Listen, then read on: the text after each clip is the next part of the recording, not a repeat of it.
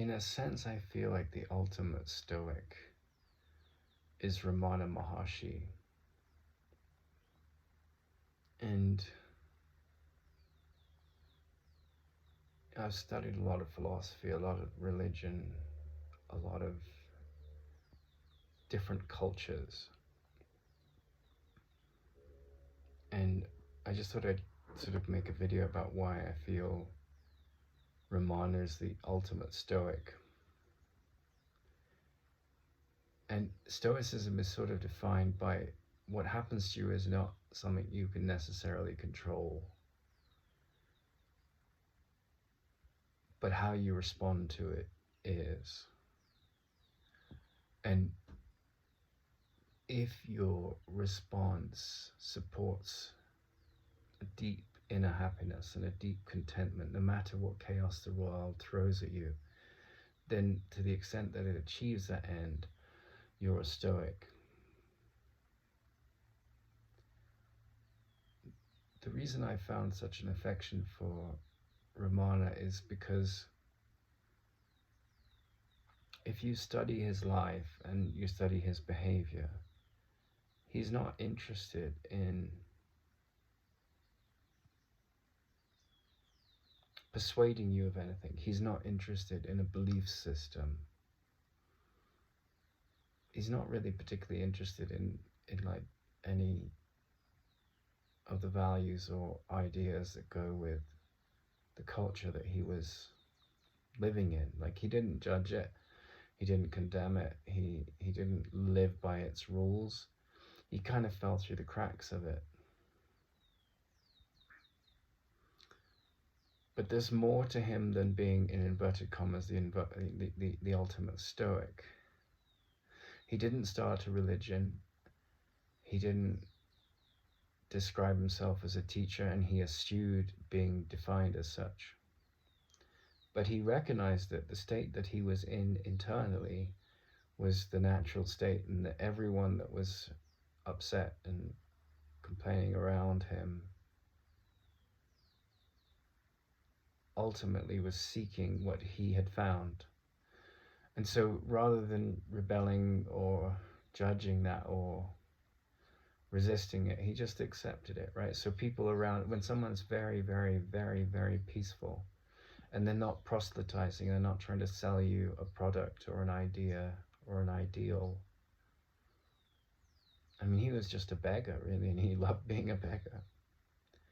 But in that culture in India, you know, there's a great kind of reverence for saints. They believe that saints happen, and they kind of do. And I would say that he was, in my experience, the most exceptional saint, because he just used his mind to cut through the illusion of the mind, whereas a lot of practices require, you know, this hierarchy of long processes of meditation and priests as middlemen and like monks and so forth. And you know, you could say maybe he'd had very many lifetimes before to get to that state, and he was ripe, if you believe in reincarnation, which I think is irrelevant. But the mirror of this character was that he didn't believe the world was real. He said, if you see that the world is real, if you see that your happiness is dependent on the body's needs and desires that come through the mind that projects the body into form, your contentment will always waver and change. You'll always be traveling through a sea of anxious deliberation and goal setting. And he didn't judge any of that, but he said, you know, there comes a point where the mind dies, and what remains is a functioning character in the world. But the ego thought system's just disappeared, and one's not a victim of any story. Like, you could be nailed to a cross, we could be completely attacked, and all you see is the innocence in those that have attacked you. And you know, we associate what I just said with the Christian faith, like at its most evolved, you know, version in the story, and we put Jesus on a cross and we pray to him.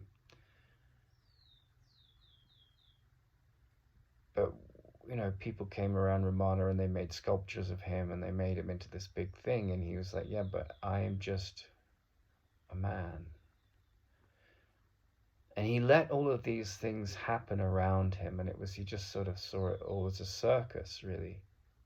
Because religion is kind of a circus with all its paraphernalia, worshipping to altars and things. But the most evolved psychotherapy, the most evolved wisdom is so simple, right? It doesn't have any intermediaries, and it doesn't have any crutches, and it doesn't have any attachment to symbols and blasphemy and all of that goes with the religious ego. It's just a state of realization where you're not the thing you thought you were, and so all the things that you've attached your upset to justify your upset, they don't have any power anymore.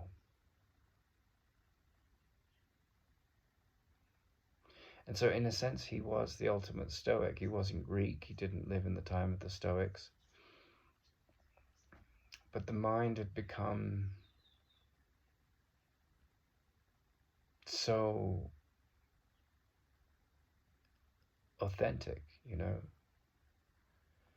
And you have all these books and quests and movies and stories about the search for happiness. Even the American Constitution is based on a devotion to finding and seeking happiness. And that Constitution, the aspiration of that Constitution, that essential line and its focus, that's running through its arguments, which are legal and constitutional and so forth. My teacher said, occasionally you meet a man who is bigger than his profession. Occasionally you come across a character like Ramana that has transcended the ego thought system.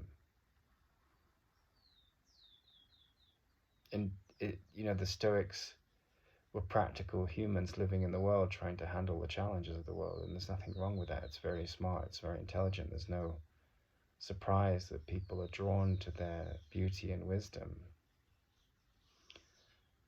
But many of those teachings, particularly Marcus Aurelius, they're all about, doing great things in the world and having the right attitude to it. But you get to Ramana and it's like, you are not the doer. Your quest here is to outgrow the world and yet still live in it while you cement the achievement that comes with that process, in your mind. And one of the great students of Ramana in our time is a friend of mine, Michael James, and he wrote a book, The Happiness of Being. And we associate happiness usually with things that happen around us and things that we achieve and things that we identify with and can be proud of. Whereas in Ramana's case, he's saying like the very identity that is bound to the things of the world is your suffering self. And so in the sense he's the ultimate Stoic, but he goes beyond the Stoics because it's not just about your response to the chaos of the world and the things you can't control. It's about your quest to end suffering at the very root of what causes it in your mind.